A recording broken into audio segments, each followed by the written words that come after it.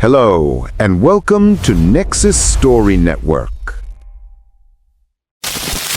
The great chamber of the Galactic Council stretched wide enough to hold a small city.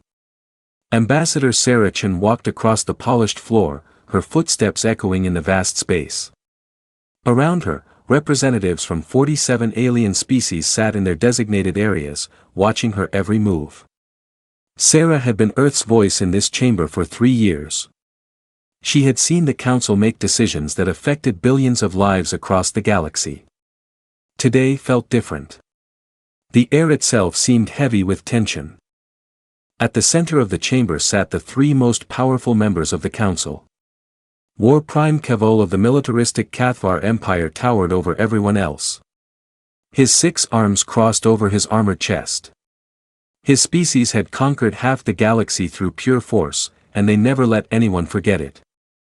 Next to him, Prime Minister Tora of the bureaucratic Valari Union shuffled through digital tablets with 4 hands while 2 others took notes. The Valari controlled most of the galaxy's trade and information networks. They could strangle a world's economy with a single regulation. The third figure made Sarah's skin crawl despite years of diplomatic training. Oracle Allen of the ancient Zephyrian collective sat perfectly still, her 3 eyes never blinking. The Zafrans claimed to be the oldest spacefaring race in the galaxy. They spoke in riddles and treated younger species like children who needed constant guidance.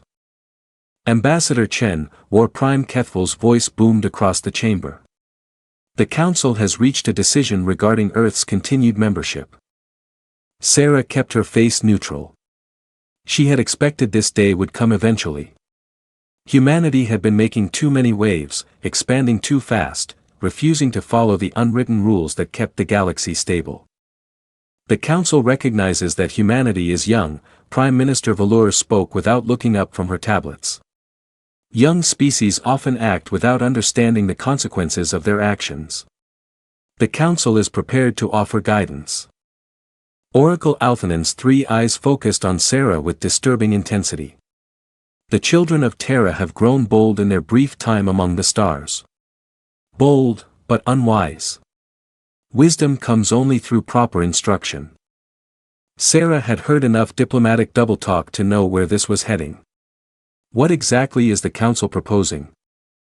War Prime Kevol leaned forward, his massive frame casting a shadow over Sarah's position. Earth's military expansion will cease immediately. Your fleet strength will be reduced by 80%. All human colonies beyond your home system will accept Council oversight. Furthermore, Prime Minister Valor continued, Earth will pay reparations for disrupting established trade networks. Your species has been undercutting legitimate businesses with unreasonable offers. Sarah almost laughed. The legitimate businesses were cartels that had been overcharging smaller species for centuries. Human traders had simply offered better deals. Oracle Althanan's voice carried the weight of millennia. Earth will accept junior membership status. Humans will serve in advisory roles only. No voting rights on Council matters for the next 50 years. This will provide time for your species to learn proper galactic citizenship. The chamber fell silent. Sarah could feel hundreds of alien eyes watching her, waiting for Earth's response. Some species looked sympathetic. They remembered when the Council had given them similar ultimatums. Others seemed eager to see humanity brought down a peg. Sarah thought about the message she had received from Earth just hours before this meeting. President Martinez had been clear, do what you think is right, Sarah. We trust your judgment. But remember, we didn't crawl out of caves and reach for the stars just to bow down to anyone. The Council's offer is generous, Sarah said slowly. Several representatives leaned forward, expecting Earth's capitulation. However, I need to clarify something. Are these demands or suggestions? War Prime Kevol's 4 eyes narrowed. The Council does not make suggestions to junior species. These are the terms of Earth's continued participation in galactic civilization. And if Earth refuses these terms? Prime Minister Tora finally looked up from her tablets. Then Earth would be choosing isolation. No access to Council trade networks, no protection under Council law, no technological exchanges, no diplomatic relations with any Council member species. Oracle Allen's third eye, the one that supposedly saw the future, opened wide. The young race would find the void between stars very cold and very empty. Sarah nodded slowly. She had represented Earth in this chamber for 3 years, trying to find common ground, trying to build bridges between humanity and the established galactic community. She had believed that patience and diplomacy could overcome the Council's prejudices. But looking around the chamber now, seeing the smug satisfaction on so many alien faces, Sarah realized the truth. The Council didn't want humanity as partners. They wanted humans as servants. I see, Sarah said. The Council has made its position very clear. Then you accept the terms? War Prime Cavol asked. Sarah straightened her shoulders and looked directly at the 3 most powerful beings in the galaxy. The United Earth Federation respectfully withdraws from the Galactic Council. The silence that followed was deafening. Then the chamber erupted into chaos. Species representatives began shouting in dozens of languages. Some aliens jumped to their feet. Others activated communication devices to contact their home governments. The translator system struggled to keep up with the overlapping conversations. War Prime Keith Val slammed one of his massive fists on his desk, creating a sound like thunder. Silence. The chamber quieted, but tension crackled in the air like electricity. Ambassador Chen, the War Prime's voice was dangerously low. Perhaps you misunderstood the consequences of refusing Council authority. I understand them perfectly, Sarah replied. Earth chooses to make its own way among the stars. Prime Minister Velour's 4 note-taking hands moved frantically. This is unprecedented. No species has ever voluntarily withdrawn from the Council. The economic ramifications alone will be Earth's problem to solve. We'll manage, Sarah finished. Oracle Alphanon stood for the first time since Sarah had known her. The ancient alien moved with surprising grace for someone who claimed to be thousands of years old. The children of Terra choose the path of exile. So be it. But remember this, young ambassador. The galaxy is vast and cold. Your species will learn the price of pride. Sarah felt a chill run down her spine, but she kept her voice steady. Perhaps. Or perhaps the galaxy will learn that humans are more resourceful than you think. War Prime Kevol's laugh was like grinding metal. Resourceful? Your species has barely left its home system. You have 12 colonies and a few hundred ships without Council technology and protection. You'll be lucky to survive a decade. We survived ice ages and world wars, Sarah said. We built our first starships with chemical rockets and nuclear fuel. We learned to thrive in environments that would kill most species. I think we'll manage. Prime Minister Velour shook her head sadly. This is foolishness. Earth cannot stand alone against the galaxy. Earth won't be standing alone, Sarah said quietly. Wherever we go, whatever we do, we'll remember our friends. We'll remember the species that treated us fairly, and we'll remember the ones that didn't. Several smaller species representatives shifted uncomfortably. They depended on Council protection, but they had also benefited from human trade and technology exchanges. Oracle Alanun's 3 eyes focused on Sarah with laser intensity. You speak of friends, child of Terra, but friendship requires wisdom, and wisdom requires humility. Your species possesses neither. Sarah smiled for the first time since entering the chamber. You know what, Oracle? You might be right about the humility part. Humans have never been good at bowing down. But as for wisdom... She paused, looking around the chamber at faces, both alien and familiar. I think wisdom is knowing when to walk away from a bad deal. The chamber erupted again, but this time Sarah didn't wait for quiet. She turned and began walking toward the exit, her footsteps echoing in the vast space. Ambassador Chen. War Prime Keithel's voice boomed behind her. When your colonies are starving and your ships are breaking down, remember that the Council offered you a place among civilized species. Sarah stopped at the chamber's massive doors and turned back one final time. And when you're wondering where humanity went, remember that we tried to do this the diplomatic way first. The door sealed behind her with a soft hiss. Sarah stood in the corridor outside, suddenly alone after 3 years of constant alien presence. Her hands were shaking. She realized, what had she just done? Her communication device chimed with an incoming message from Earth. President Martinez's voice was calm but concerned. Sarah, we're getting reports that you've withdrawn from the Council. Please confirm. Sarah activated her recorder. Confirmed. Madam President, the Council's terms were unacceptable. They wanted to reduce our military by 80%, place our colonies under alien oversight, and strip our voting rights for 50 years. Oh, and pay reparations for the crime of offering competitive prices. A pause. Then Martinez's voice came back tinged with something that might have been relief. Then you made the right choice. Come home, Sarah. We have work to do. As Sarah walked through the Council station's corridors toward the human diplomatic ship, she noticed something interesting. Several aliens nodded to her respectfully. Species representatives she recognized from smaller, less influential worlds. A few even looked like they wanted to say something but didn't dare in such a public place. Captain Rodriguez was waiting at the airlock, his face grim. Ambassador, are you sure about this? Once we leave, there's no coming back. Sarah looked back down the corridor toward the chamber where she had just changed the course of human history. Captain, my grandfather fought in World War II. My mother helped build the first Mars colony. My daughter is serving on a deep space exploration ship right now. Do you really think the Chen family is afraid of a little challenge? Rodriguez smiled. No, ma'am. I suppose not. Course for Earth. Course for Earth, Sarah confirmed.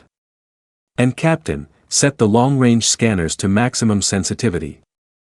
If we're going to be on our own out here, I want to know everything that's happening in our neighborhood. As the human diplomatic vessel pulled away from the Council station, Sarah stood at an observation window watching the massive structure shrink into the distance. Somewhere in that station, 47 alien species were probably arguing about what to do with the human problem. Let them argue, Sarah thought. Humans had survived extinction events, ice ages, plagues, and wars. They had built cities on every continent of Earth, established colonies on hostile worlds, and reached for the stars with nothing but determination and chemical rockets. Now, they would find out what humans could accomplish when the entire galaxy underestimated them. Sarah's communication device chimed again. This time, it was her daughter, Lieutenant Commander Lisa Chen, calling from the deep space exploration ship Magellan. Mom, I heard what happened. Are we really on our own now? Sarah smiled as she looked out at the stars stretching endlessly in every direction. Yes, sweetheart. We're on our own, just the way we like it. The human ship activated its jump drive and disappeared into hyperspace, carrying news that would change the galaxy forever. Behind them, the Council began planning how to divide up former human space. They had no idea what they had just set in motion. The innovation. 3 years had passed since Ambassador Sarah Chen walked out of the Galactic Council chamber. The Earth that Captain Marcus Torres returned to was not the same world that had sent him on his deep space reconnaissance mission 6 months ago. Marcus stood on the observation deck of Luna Station, looking down at the blue marble that had given birth to humanity. The planet looked the same from space, white clouds swirling over green continents and blue oceans. But Marcus knew that beneath those clouds, everything had changed. The first year after the withdrawal had been chaos. When the Council's embargo took effect, it hit Earth like a sledgehammer. Alien technologies stopped working as licensing agreements expired. Trade ships found themselves turned away from stations they had visited for years. Human colonies beyond the Sol system were blockaded, their expansion grinding to a halt. The stock markets crashed. 3 major corporations went bankrupt in a single month. Food riots broke out in several cities as supply chains that depended on alien technology collapsed. The unemployment rate hit 30% as industries tied to galactic trade simply vanished overnight. Marcus remembered those dark months. He had been commanding deep space patrol missions then, watching helplessly as human ships limped home with failing alien components. Some colonies had to be evacuated entirely when their life support systems broke down and replacement parts became impossible to obtain. But humans, Marcus had learned, were stubborn creatures. Dr. Elena Vasquez had been working in her laboratory in New Geneva when the first alien shield generators failed. Instead of panicking, she had torn one apart to see how it worked. 2 months later, she had not only reverse-engineered the technology, she had improved it. The aliens were thinking too complex, Elena had explained to Marcus during his last visit to her lab. They built these shields to last forever to handle every possible situation. But sometimes you just need something that works right now, today, for the problem you're actually facing. The new human shield generators were smaller, cheaper, and more efficient than their alien predecessors. They couldn't handle as many different types of attacks, but they were perfect for what humanity actually needed them to do. More importantly, they could be built entirely with materials and techniques that Earth controlled. Marcus pulled up the latest reports on his tablet. The Japanese-Brazilian consortium had achieved something the Council claimed was impossible, faster-than-light communications that didn't rely on the Council's network infrastructure. Their breakthrough had come from studying how human brains processed quantum-entangled particles during FTL jumps. It was messy, sometimes unreliable, but it worked. The Australian mining operations had made their own breakthrough. It turned out that human intuition for geology, that strange ability to feel where the good or was hidden, worked remarkably well on alien worlds. Council surveys had missed dozens of rich deposits that human prospectors found within weeks of looking. But the real surprise was happening in the colonies themselves. Marcus switched his display to show colony reports. New Shanghai on Kepler 442b had not only survived the blockade but was actually thriving. Cut off from expensive alien imports, the colonists had been forced to innovate. They were growing more food, manufacturing more goods, and solving problems that they had previously relied on Council technology to handle. The same pattern was repeating across human space. Forced to be self-sufficient, the colonies were becoming stronger, more innovative, more united than they had ever been during the Council years. Captain Torres, a voice behind him interrupted his thoughts. Marcus turned to see Dr. Yuki Tanaka approaching, her arms full of data tablets and what looked like mineral samples. Dr. Tanaka. Marcus nodded. I hear you've been making interesting discoveries out in the Titan shipyards. Yuki's eyes lit up with excitement. Captain, you have to see this. We've been analyzing the materials you brought back from your last reconnaissance mission. The quantum metallurgy results are incredible. Marcus had spent the last 6 months exploring regions of space that the Council had marked as empty or unsuitable for development. His ship, the Pathfinder, was specifically designed for long-range reconnaissance. Unlike most human vessels, it had been built entirely with Earth technology, making it immune to Council licensing restrictions. What Marcus had found in those empty regions was anything but empty. We've identified 17 systems with resources that don't appear in any Council database, Yuki continued, pulling up holographic displays of mineral compositions. But more importantly, we found materials that the Council doesn't even have words for. She showed him a crystal sample that seemed to shift colors as Marcus looked at it. This came from the asteroid belt in the Kepler 1649 system. When we subjected it to quantum field manipulation, it formed metallic structures that are stronger than anything in Council databases. And Captain, it only responds to human brainwave patterns. Marcus raised an eyebrow. What do you mean? I mean that alien telepaths can't manipulate it.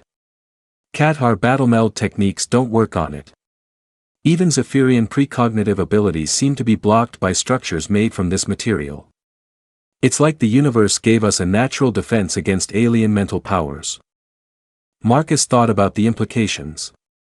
The council species had always dismissed humans as mentally weak because they lacked telepathic abilities.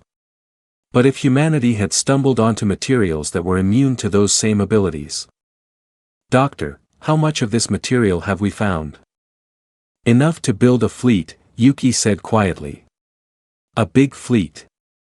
Marcus was still absorbing this information when his communicator chimed. The message was from Admiral Lisa Park, who had been promoted to head Earth's Stellar Defense Forces after the withdrawal. All senior commanders report to strategic planning immediately. Priority Alpha. The plan. Marcus and Yuki made their way through Luna Station's corridors to the secure briefing room. The space was packed with Earth's top military and civilian leadership. Admiral Park stood at the front of the room, her expression grim. Ladies and gentlemen, we have a problem, Park began without preamble.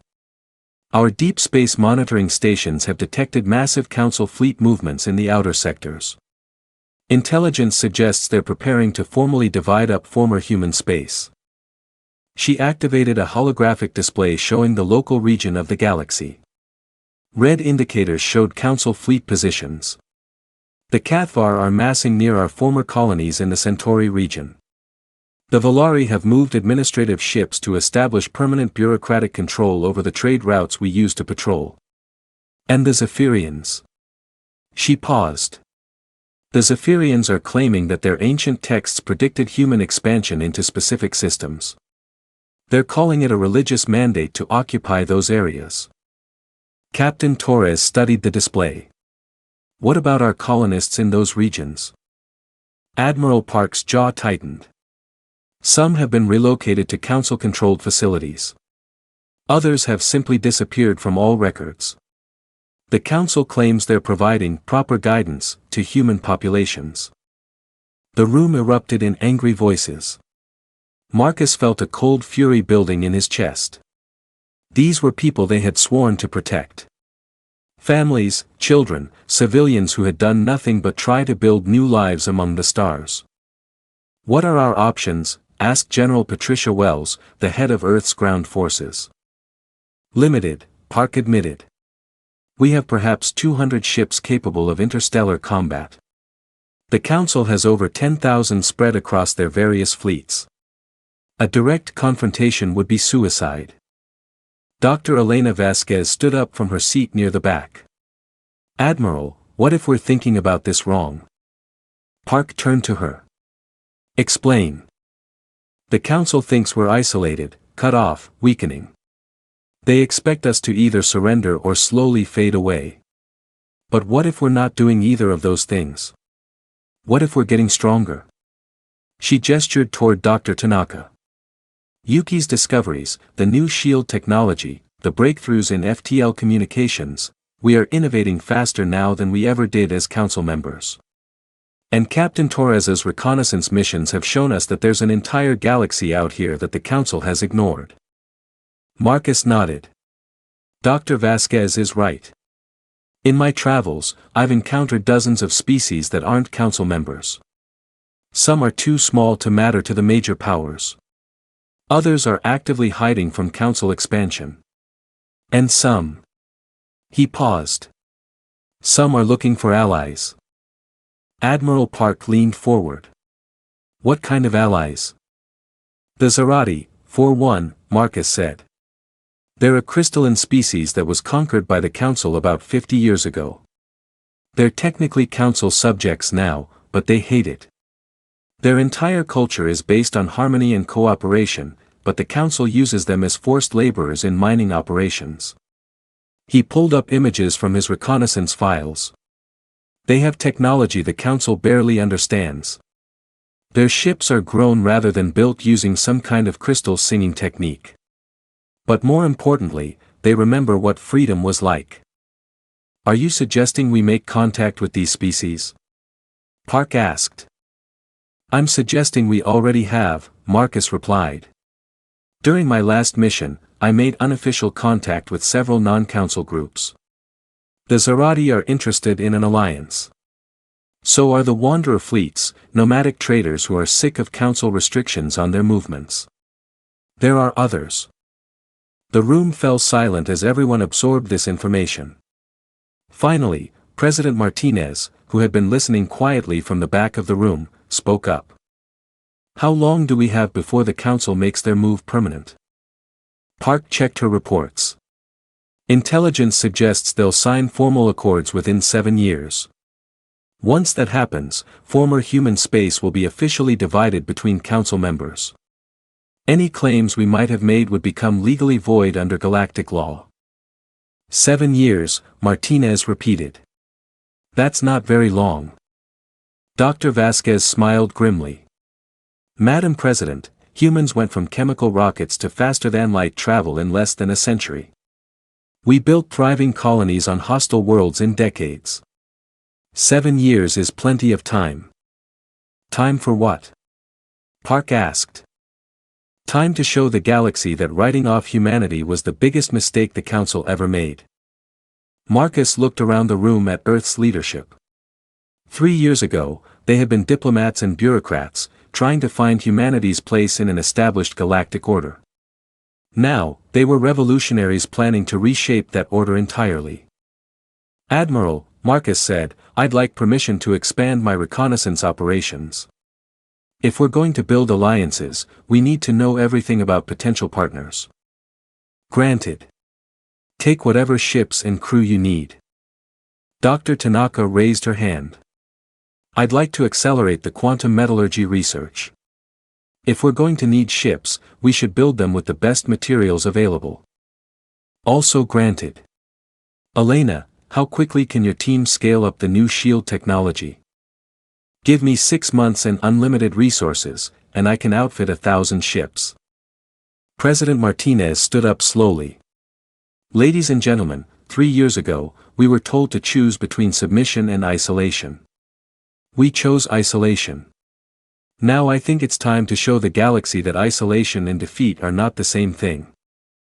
As the meeting broke up, Marcus found himself standing next to Admiral Park.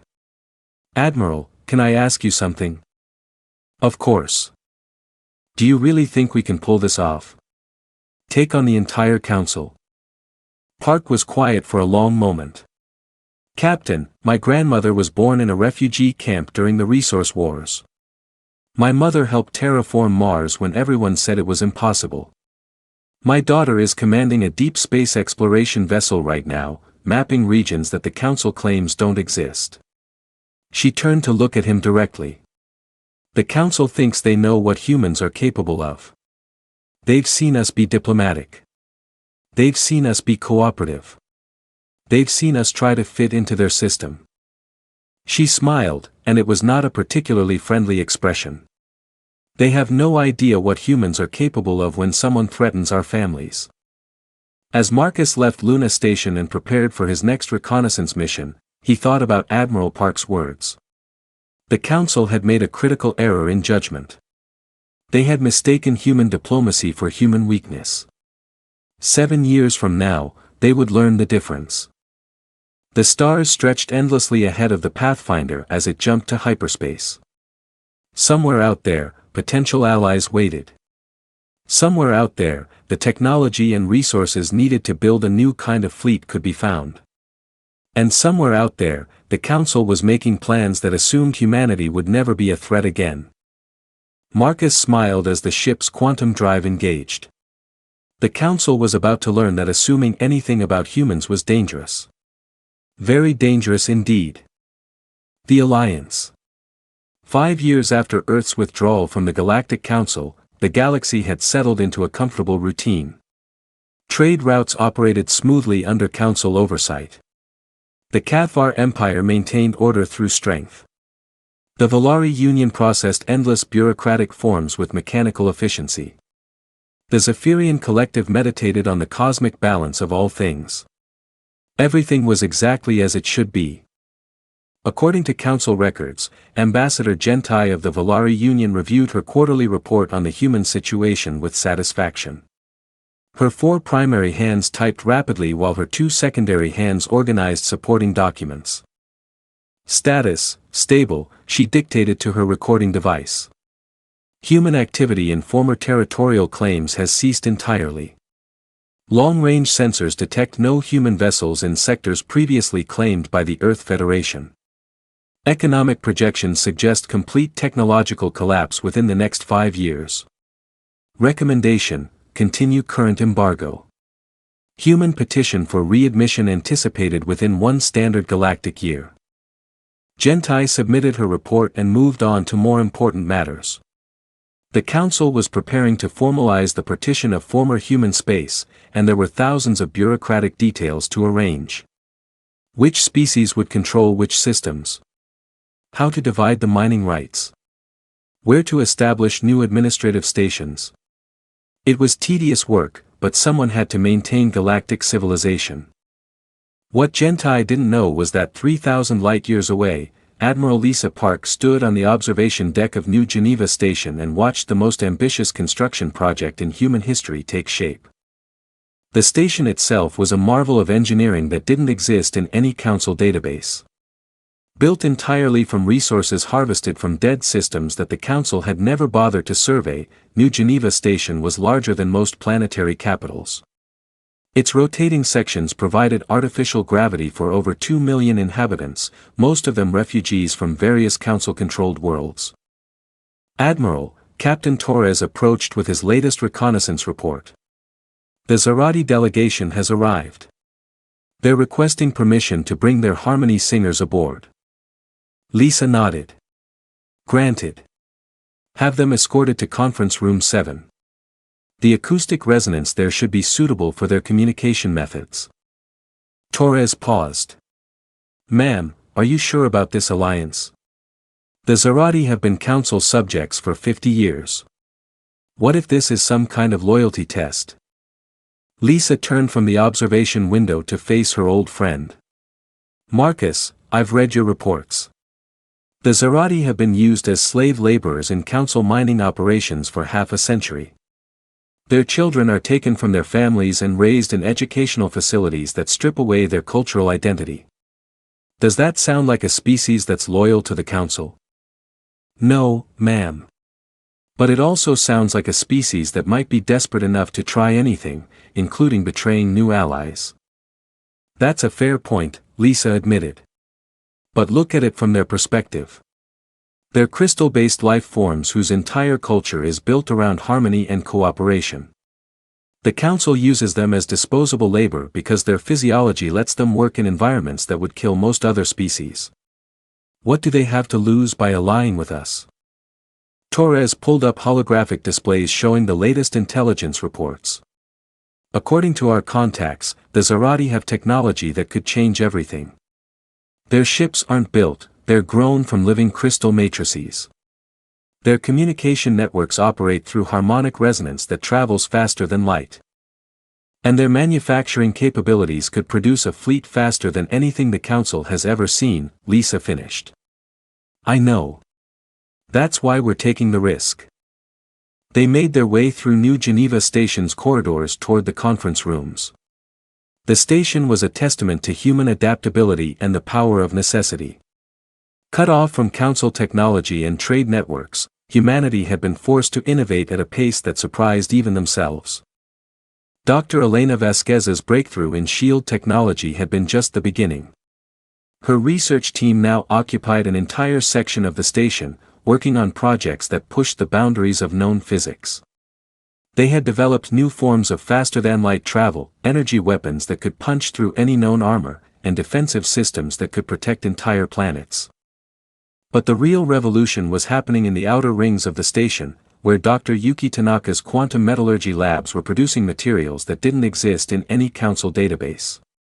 The strange crystals that Captain Torres had discovered in empty systems had properties that seemed almost magical. They responded to human brainwaves, they were immune to most forms of energy manipulation, and they could be shaped into structures stronger than anything the Council had ever built.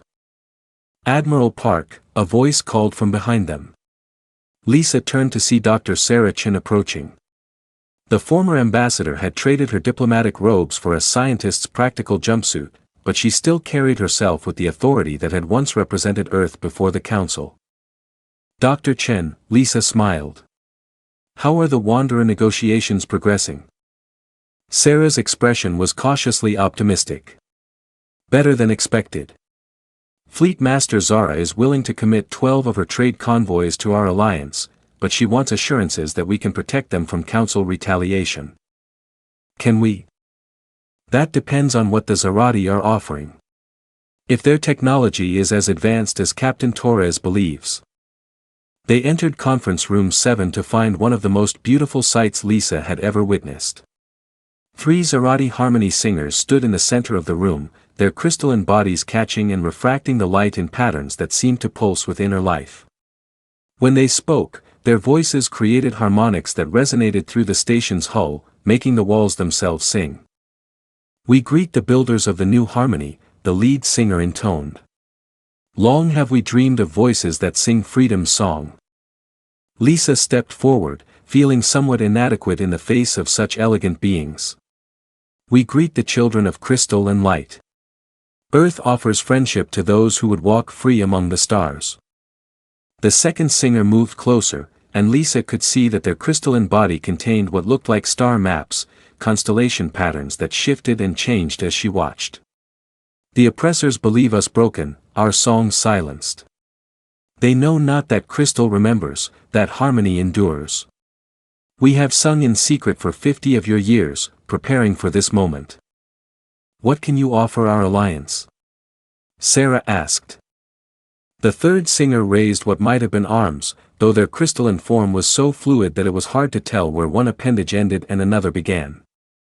We offer the songs of creation.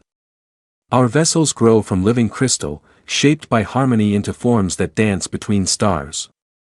Our networks carry messages faster than light itself, connecting all who join our song. Captain Torres leaned forward. How many ships could you produce? Ships? The lead singer's harmonics carried what Lisa interpreted as amusement. Human friend, we do not build ships. We sing new life into being. Give us raw materials, and in 6 months we will grow you a fleet that moves like living music. Lisa felt her pulse quicken. How large a fleet? As large as your dreams dare imagine. Our manufacturing is not limited by assembly lines or construction facilities. We sing matter into new forms, crystal into new purposes. The only limits are the materials you provide and the harmonies we can maintain. Sarah was taking rapid notes on her tablet. What do you need from us in return? The 3 singers moved closer together, their forms beginning to merge and separate in patterns that hurt to look at directly. When they spoke again, their voices created harmonics that made the entire room resonate like a musical instrument. Freedom, they sang. The right to raise our children in the old ways. The chance to sing our songs without fear. And they paused, their forms shimmering.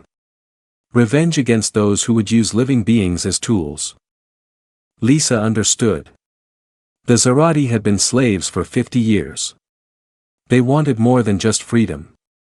They wanted justice. The Council won't give up easily, she warned. When they realize what we're building out here, they'll come in force. The lead singer's form brightened. Let them come. They have forgotten that harmony can be fierce, that crystal can be sharp. We have prepared songs of war as well as peace. Over the next 6 hours, Lisa watched as humanity's growing alliance took shape.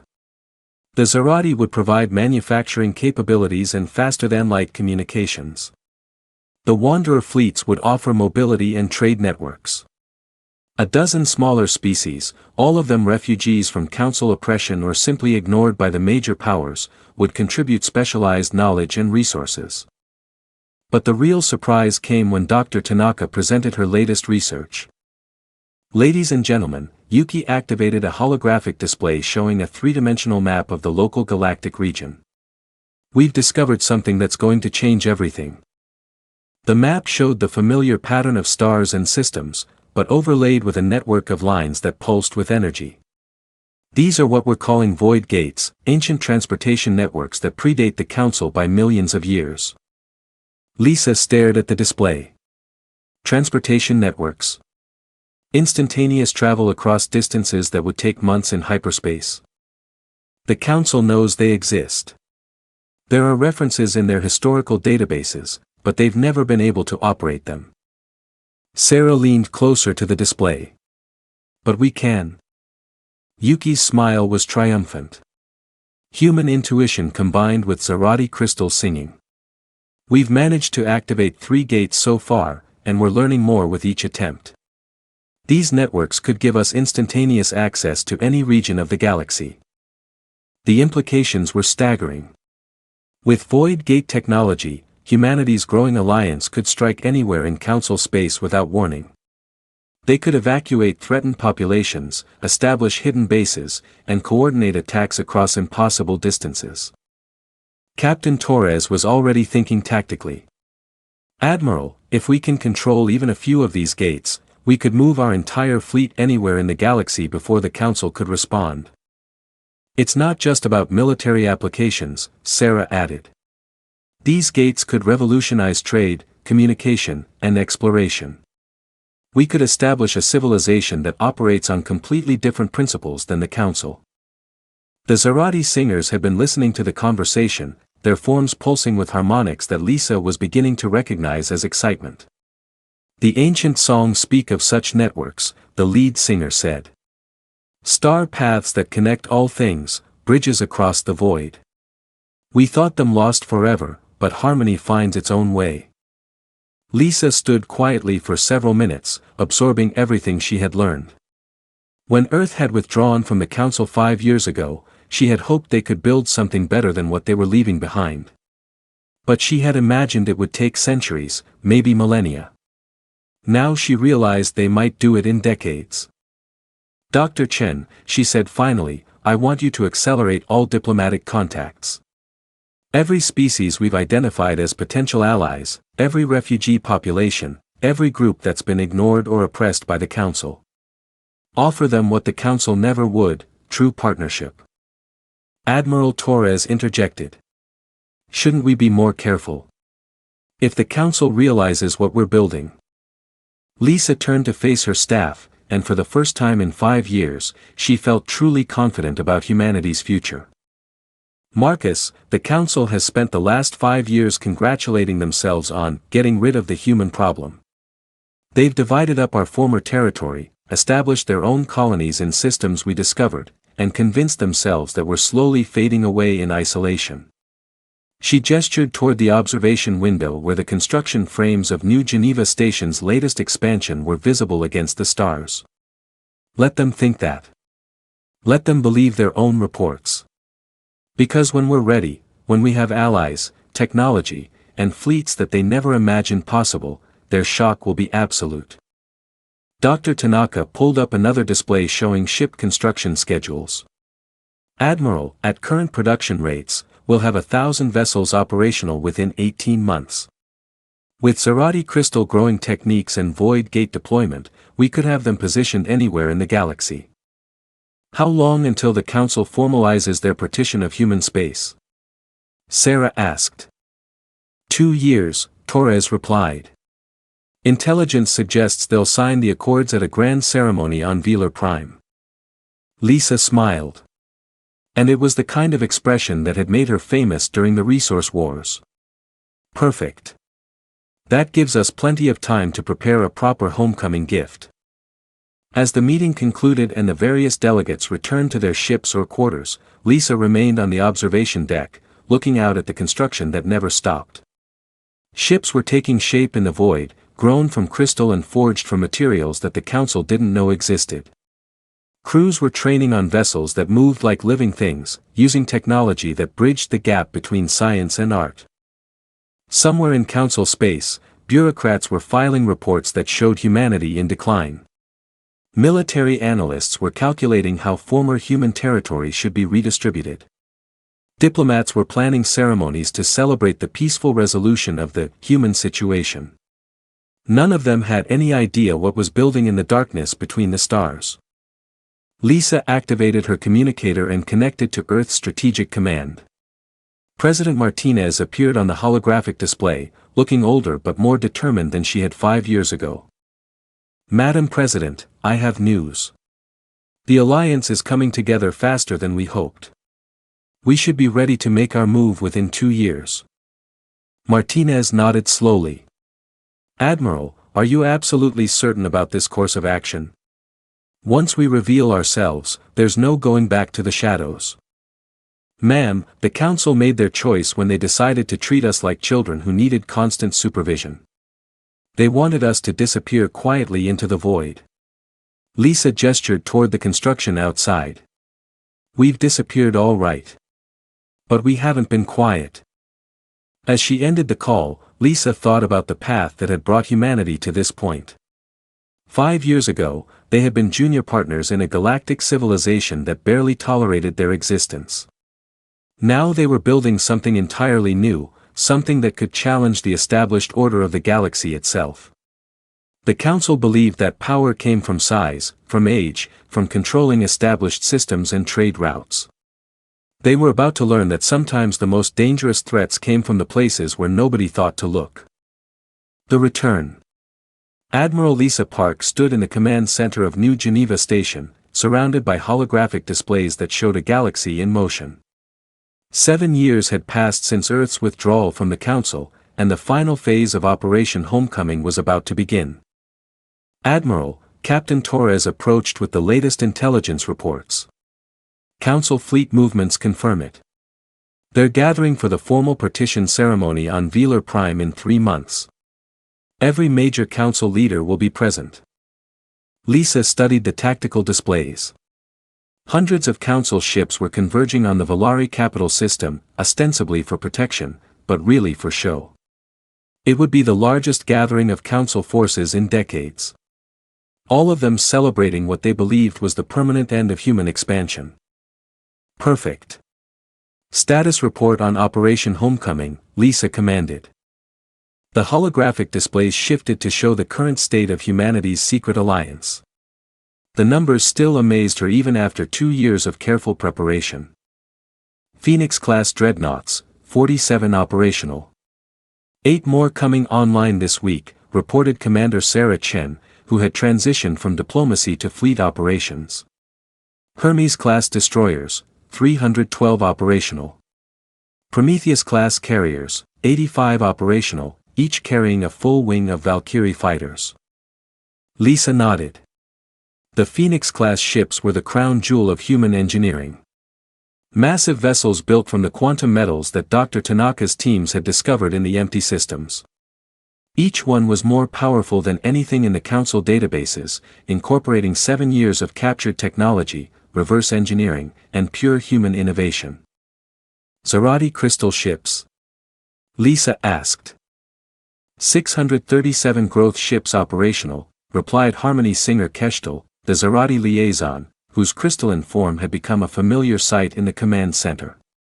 Each vessel sings with the voice of freedom, shaped by harmonies of war and peace alike. The Zarati ships were unlike anything the galaxy had ever seen. Grown rather than built, they were living vessels that could adapt to combat conditions in real time. Their hulls were composed of the same quantum crystals that made human ships so effective, but shaped by crystal singing techniques that made them incredibly resilient and surprisingly beautiful. Wanderer fleet status. Lisa continued. 12 trade convoys have been converted to mobile battle platforms, reported Fleet Master Zara via quantum communication link. Her people had transformed their massive trading vessels into something between aircraft carriers and mobile bases. Each convoy can support a full battle group and maintain them indefinitely in deep space. Lisa pulled up the Alliance composition displays. It was more than just numbers. It was a complete reimagining of how a galactic civilization could operate. The human ships provided the technological edge and the strategic planning. The Zarati vessels offered manufacturing capabilities and faster-than-light communications that the Council couldn't intercept. The Wanderer fleets gave them mobility and logistic support across impossible distances. But those were just the major partners. Over the past 3 years, Dr. Chen's diplomatic efforts had brought dozens of smaller species into the alliance. Each contributed something unique. The Melodians provided cultural intelligence. The deep space miners offered knowledge of hidden resource deposits. The nomadic shepherds of the Outer Rim brought expertise in void warfare. What about the void gates? Lisa asked Dr. Tanaka. Yuki's eyes lit up with enthusiasm. Admiral, we've activated 17 gate networks across the galaxy. The positioning gives us instantaneous access to every major council system, plus several regions they don't even know exist. She activated a galactic map showing the gate network in glowing lines of energy. The beauty is that the council has never understood how the gates work. To them, they're just ancient artifacts. They have no idea we can use them to move entire fleets across the galaxy in minutes. Captain Torres leaned over the tactical displays. Admiral, the positioning looks good. We can hit Velar Prime from 3 different directions simultaneously. And the council sensors won't detect the fleet until we're already in system. Lisa nodded, but her expression was thoughtful. This isn't just about demonstrating our military capabilities. We need to send a message that resonates across the entire galaxy. What kind of message? Sarah asked. That there's an alternative to the council's way of doing things. That cooperation can be more powerful than domination. That the galaxy is big enough for multiple approaches to civilization. She turned to address the entire command staff. People, we're not just planning a military operation here. We're announcing the birth of a new galactic order. Everything we do in the next 3 months will determine whether that order survives and thrives, or whether it dies in its cradle. General Patricia Wells stepped forward. She had spent the last 7 years building something that had never existed before, a truly integrated military force composed of dozens of different species, each contributing their unique strengths. Admiral, the ground forces are ready. If we need to secure council installations, we can do it with minimal casualties. Our training exercises with Zarati crystal shapers and Wanderer Void specialists have created tactical capabilities that no one in council space has ever seen. Lisa appreciated Patricia's confidence, but she hoped ground combat wouldn't be necessary. The goal wasn't to conquer the council. It was to force them to acknowledge that humanity and its allies had the right to exist as equals. What about intelligence on council capabilities? Lisa asked. Torres activated another display. Our deep cover operatives report that council military doctrine hasn't changed significantly in 50 years. They're still thinking in terms of massive fleet engagements, territory control, and technological superiority through size and numbers. They have no experience fighting enemies who can appear anywhere in the galaxy without warning, added Commander Chen. Their entire defensive strategy is based on controlling space lanes and choke points. The void gates make that approach obsolete. Harmony singer Keshtal's crystalline form pulsed with harmonics that Lisa had learned to recognize as amusement. The council's songs are old and rigid, bound by patterns that no longer serve. They cannot imagine harmonies they have never heard. Lisa understood what Keshtal meant. The council's approach to warfare was based on their understanding of how galactic civilization worked. Large fleets moved slowly along established routes. Battles were fought for control of strategic systems. Victory belonged to whoever could bring the most firepower to bear on a single location. Humanity's approach was completely different. Small, fast fleets that could appear anywhere. Battles fought across multiple systems simultaneously. Victory achieved through coordination, adaptability, and technologies that the enemy didn't understand. Admiral, Dr. Tanaka interrupted her thoughts. There's something else you should know about the quantum crystal technology. Lisa turned to the physicist. What is it? We've discovered that the crystals have what we're calling resonance memory. They remember every configuration they've been shaped into, every harmony they've been exposed to. The longer we use them, the more adaptive they become. Meaning our ships are literally learning from experience. The Phoenix-class dreadnought that fought in the Kepler system engagement last month is now more effective against Cathvar battle tactics because its hull remembers that encounter. The technology is evolving. Lisa felt a chill run down her spine. They were dealing with materials that seemed almost alive. Technologies that adapted and grew stronger with use. No wonder the ancient civilizations that built the void gates had been so powerful. Are there any risks to using this technology? She asked. Dr. Tanaka hesitated. Admiral, honestly, we don't know. We're working with materials and principles that are completely outside our previous understanding. The crystals respond to human consciousness in ways that seem to violate several laws of physics. But so far, no negative effects. None that we can detect. If anything, prolonged exposure to the quantum crystals seems to enhance human intuition and spatial reasoning. Our navigators report improved accuracy. Our engineers show better problem-solving capabilities, and our tacticians demonstrate enhanced strategic thinking. Lisa filed that information away for future consideration. Right now, she had more immediate concerns. Final preparations, she announced. I want every ship, every crew, every system tested and ready within the next month. This is our one chance to announce ourselves to the galaxy. There won't be any do-overs. Over the next 4 weeks, New Geneva Station became a hive of activity unlike anything in human history. Ships that had been growing in crystal gardens for months were finally completed and tested. Crews from dozens of different species trained together in simulators that recreated every known Council combat scenario. Engineers made final adjustments to technologies that pushed the boundaries of known science. Captain Marcus Torres spent those weeks commanding the reconnaissance fleet that would ensure the Council remained unaware of the gathering storm. His ships, built for stealth and speed, monitored every Council communication, tracked every fleet movement, and maintained the illusion that humanity had simply vanished into the void. Dr. Elena Vasquez's engineering teams worked around the clock to ensure that every piece of technology would function perfectly under combat conditions. The new shield generators, the quantum-enhanced weapons, the crystal-based communication systems, everything had to work flawlessly. But perhaps most importantly, Dr. Sarachin coordinated with resistance movements across Council space.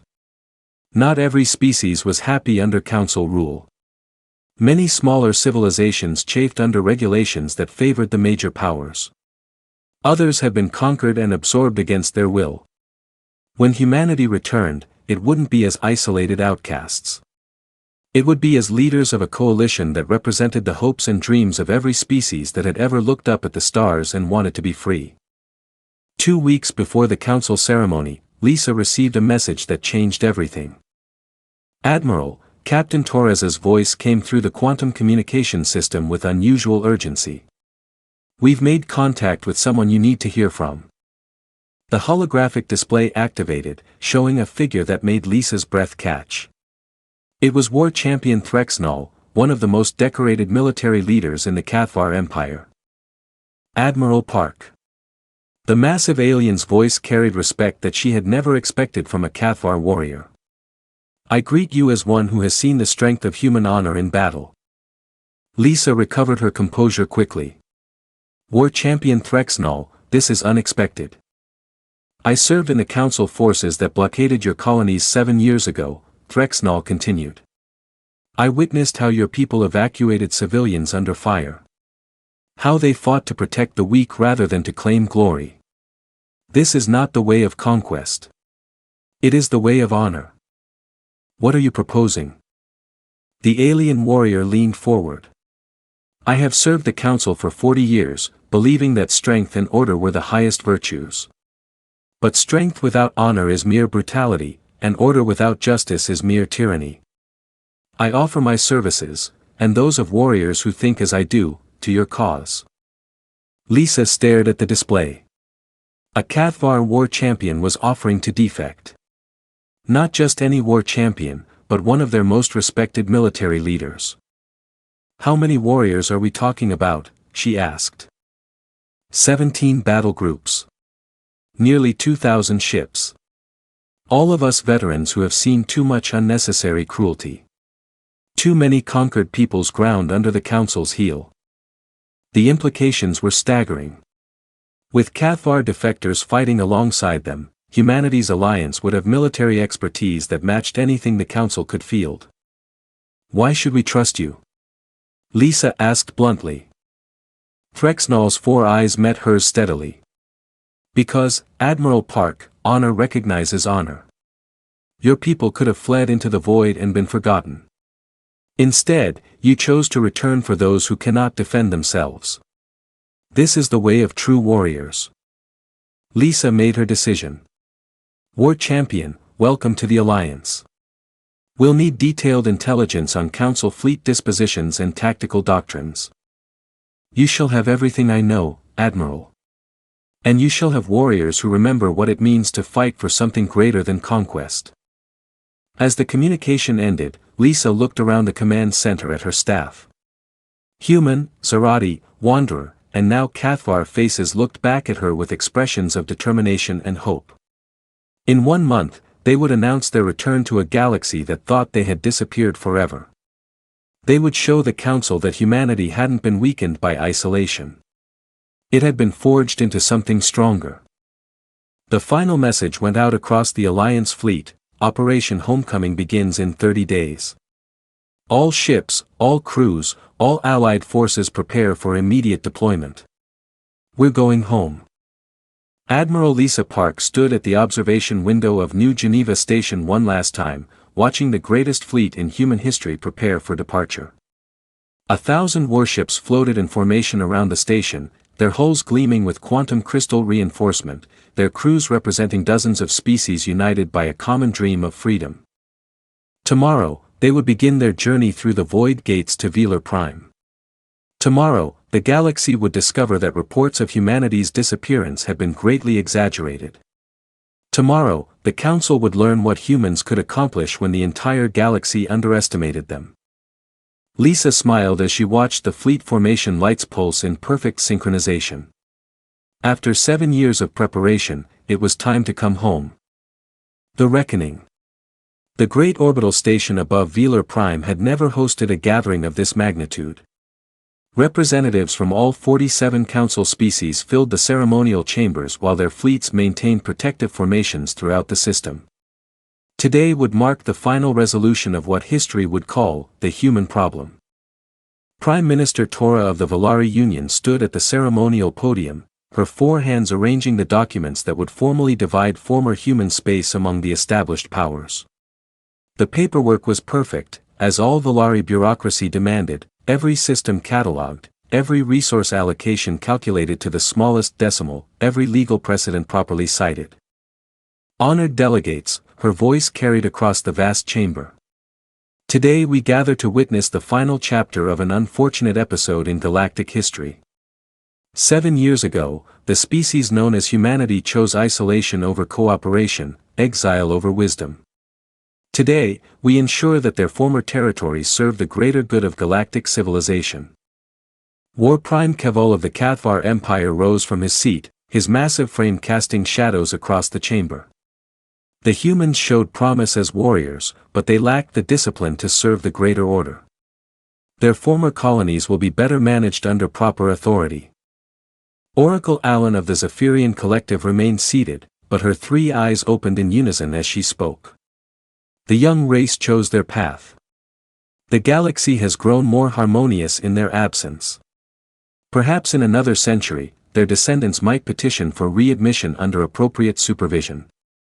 Scattered throughout the chamber, representatives from smaller species nodded respectfully, though some seemed less enthusiastic than others. The Melodians had lost their most profitable trading partner when humanity withdrew. The deep space miners remembered human prospectors who had shared their knowledge freely. The frontier colonies still spoke of human engineers who had helped them solve problems that Council bureaucracy had ignored. But none of them dared to voice objections. The Council's decision was final. Outside the ceremonial chamber, the largest fleet in Council history maintained protective formations. 300 Cathvar battleships provided the heavy military presence. 500 Valari administrative vessels ensured proper logistical support. The Zephyrian contingent was smaller, but no less significant. Their ancient dreadnoughts represented technologies that other species could barely comprehend. Additional ships from dozens of member species filled the outer defensive perimeters. By any measure, it was an overwhelming display of Council power and unity. Admiral Thane of the Cathvar Navy stood on the bridge of his flagship, reviewing sensor displays that showed empty space in every direction. His ships had been conducting long-range sweeps for weeks, searching for any sign of human activity. They had found nothing. Status report, Thane commanded. All sectors clear, Admiral, his tactical officer reported. Long-range sensors detect no unusual activity within 50 light-years of the system. The humans appear to have truly vanished into the outer rim territories. Thane nodded with satisfaction. He had opposed the decision to let humanity withdraw 7 years ago, preferring a direct military solution. But perhaps the Council's approach had been correct. The humans had simply faded away into irrelevance, as the bureaucrats had predicted. In the ceremonial chamber, Prime Minister Vel-Tora began reading the formal articles of partition. By unanimous vote of the Galactic Council, the systems formerly claimed by the human species are hereby redistributed as follows. She never finished the sentence. The station's proximity alarms began screaming across every communication channel. On the massive view screen that dominated one wall of the chamber, space itself seemed to tear open. The first void gate activated just outside the system's defensive perimeter. And through it came something that no one in the chamber had ever seen before. A human dreadnought emerged from the swirling energy. But it was massive beyond any ship in Council databases. Its hull gleamed with crystalline structures that seemed to pulse with inner light, and its weapon configurations were completely unknown. Then came another. And another. Captain Marcus Torres, now commanding the UEF Retribution, opened communications on all Council frequencies. His image appeared on every screen in the system, calm, professional, and completely confident. This is the United Earth Federation. His voice carried across space to reach every ship, every station, every shocked delegate in the ceremonial chamber. We've come home. The second void gate opened. Then the third. Within minutes, formations of ships were emerging from rifts in space that the Council had never learned to control. Phoenix-class dreadnoughts that dwarfed anything in the Council fleets. Hermes-class destroyers moving with impossible grace.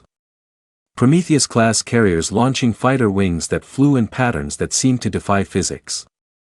But it wasn't just human ships. Zarati crystal vessels phased through the dimensional barriers, their living hulls singing harmonics that could be felt through every ship in the system.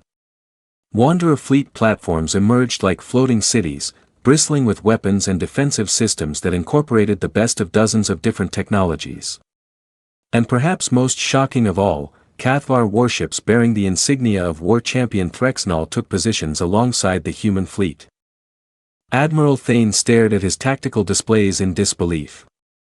In less than 10 minutes, his overwhelming defensive force had been outnumbered 3-1 by vessels that shouldn't exist, using technology that the Council didn't understand, led by species that were supposed to be Council subjects or extinct entirely. All ships, he managed to command, battle stations. Prepare to repel invasion force. But even as he gave the order, Thane knew it was hopeless. The enemy fleet had appeared without warning, in perfect formation, obviously coordinated through communication systems that his ships couldn't intercept. They had achieved tactical superiority before the Council forces even knew they were under threat.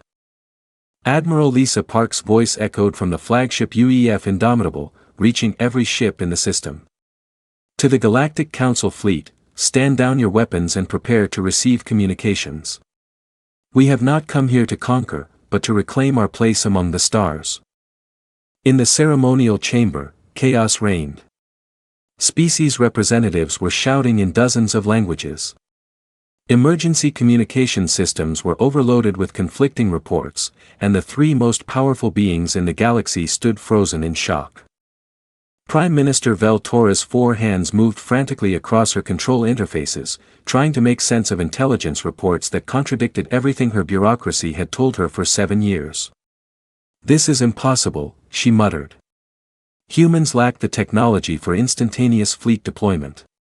They have no allies capable of this kind of coordination. Our reports show. Your reports, interrupted a familiar voice, show exactly what we wanted them to show. Ambassador Sarachin walked into the chamber, but she wore the uniform of an Earth Federation admiral now. Behind her came representatives of species that the Council had written off as irrelevant: Zarati harmony singers, Wanderer fleet masters, deep space miners, frontier colonists, and dozens of others. Admiral Chen, War Prime Keithel's voice was a dangerous growl. You were declared persona non grata 7 years ago. Your presence here violates Council law. I prefer Admiral Park's description, Sarah replied calmly. We respectfully withdraw our withdrawal. Oracle Alphanon stood slowly, her 3 eyes focusing on Sarah with uncomfortable intensity. The young race returns in strength. This was not foreseen. Maybe your foresight isn't as reliable as you thought, Sarah said. Or maybe you just stopped paying attention to the right things. She gestured toward the massive view screen, which now showed the full scope of humanity's return. 1,000 warships held perfect formation around the Volari capital. Their weapons powered but not targeted. Their crews waiting for orders that would determine the future of galactic civilization. 7 years ago, you offered us a choice, Sarah continued. Submit to Council authority or face isolation. We chose isolation. Today, we're here to offer you a choice. Prime Minister Velour found her voice. What are you proposing? Join us in building a galaxy where strength serves freedom instead of oppression. Where diversity drives innovation instead of conformity. Where every species has the right to determine its own destiny. War Prime Keithel's laugh was like grinding metal. You think your little fleet can challenge the entire Council? We have 10,000 ships across the galaxy. You have 10,000 ships scattered across the galaxy, Sarah corrected. We have 1,000 ships here, right now, supported by technologies and alliances that you never knew existed. To demonstrate her point, Sarah activated a communication link that connected to alliance forces across the galaxy. On the view screen, images appeared from dozens of systems simultaneously. Human and Zarati ships were liberating mining colonies where slave labor had been used for decades. Wanderer fleets were escorting refugee convoys to safety in regions beyond Council control. Even within Council space, resistance movements were revealing themselves, emboldened by humanity's return. The galaxy is bigger than your Council, Sarah announced. There are hundreds of species that you've ignored, conquered, or dismissed as irrelevant. Many of them have been waiting for someone to show them that there's an alternative to your way of doing things. As if to underscore her point, communication requests began flooding in from across the galaxy. Species representatives who had remained silent in the ceremonial chamber were now speaking up. Some demanding to know more about the human alliance, others openly declaring their intention to withdraw from Council authority. The Melodian delegate stood first, her chromatic skin shifting through colors that Sarah recognized as expressions of hope and determination. The Melodian Collective formally requests admission to the Earth Federation Alliance. The Deep Space Miners followed.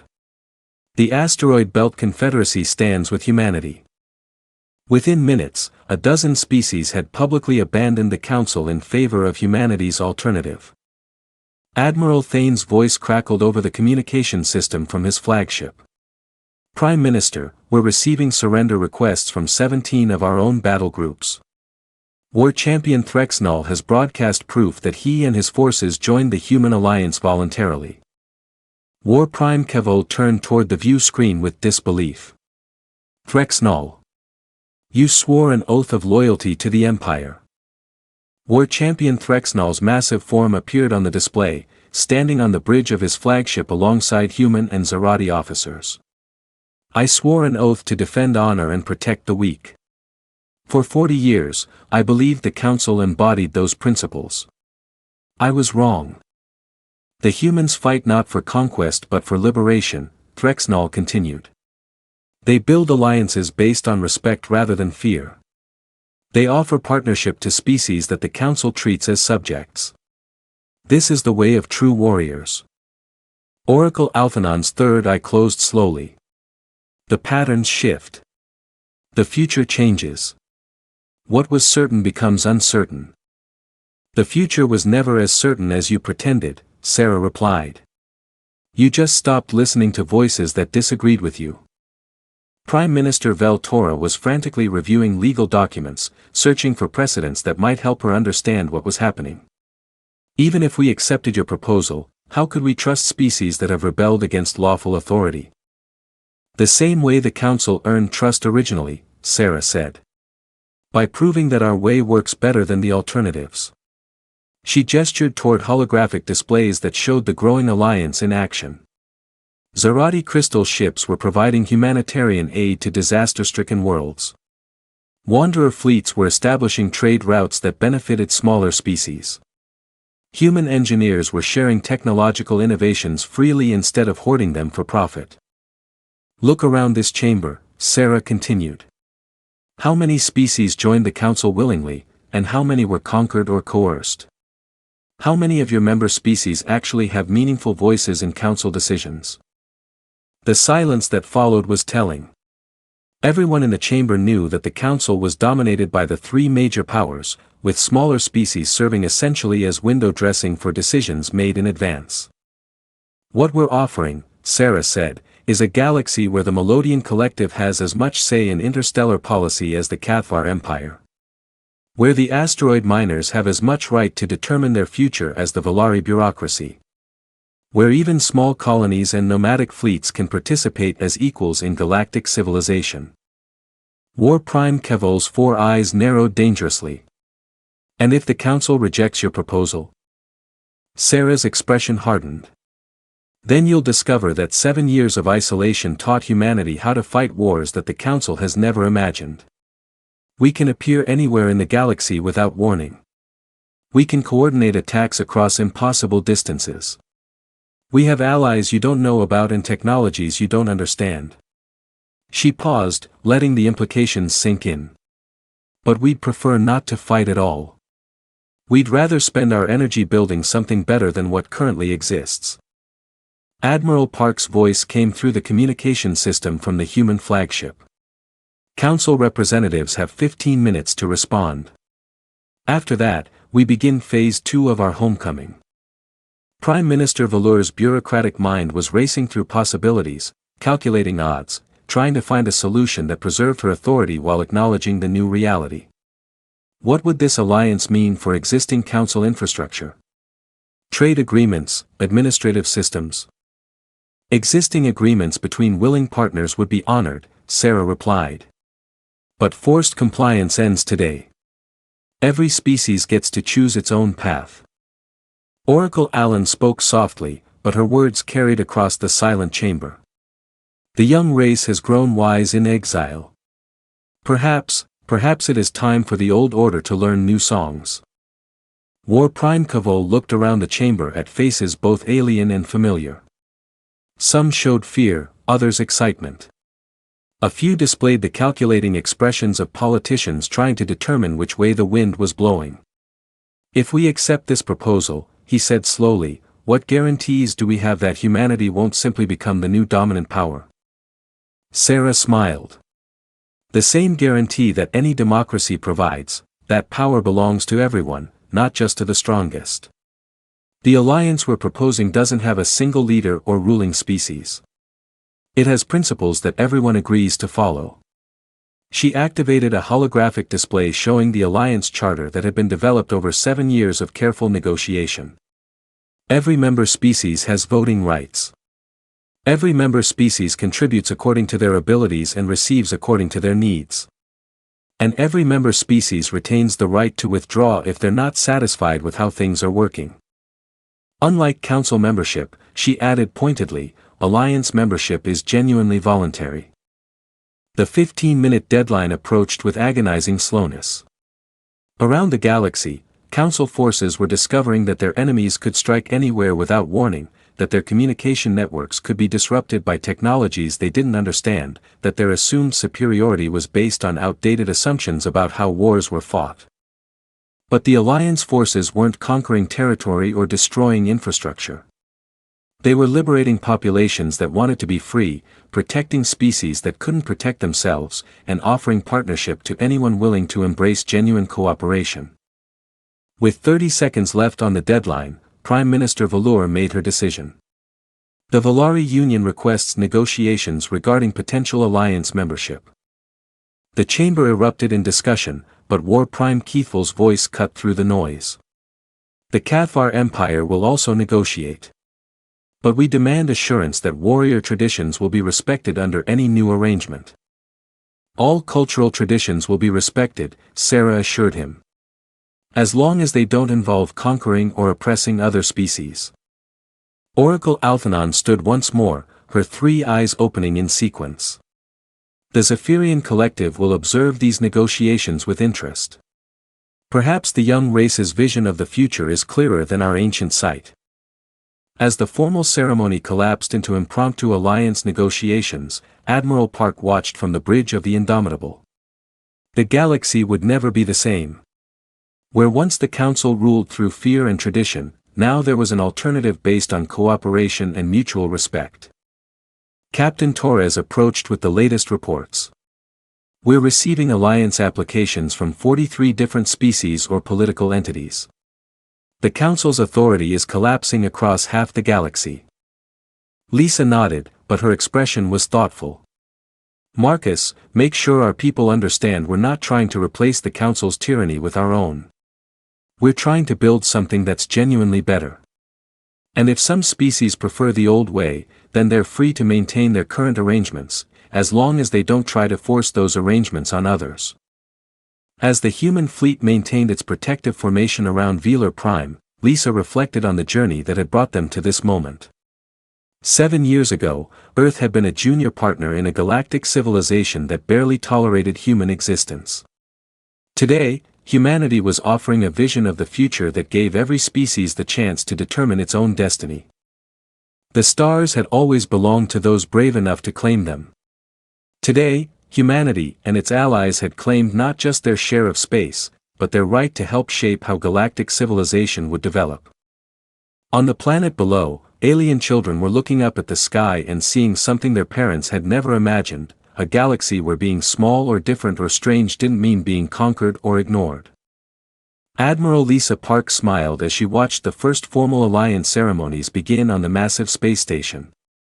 After 7 years in exile, humanity had finally come home. But they hadn't come home alone. And they hadn't come home to surrender. They had come home to lead.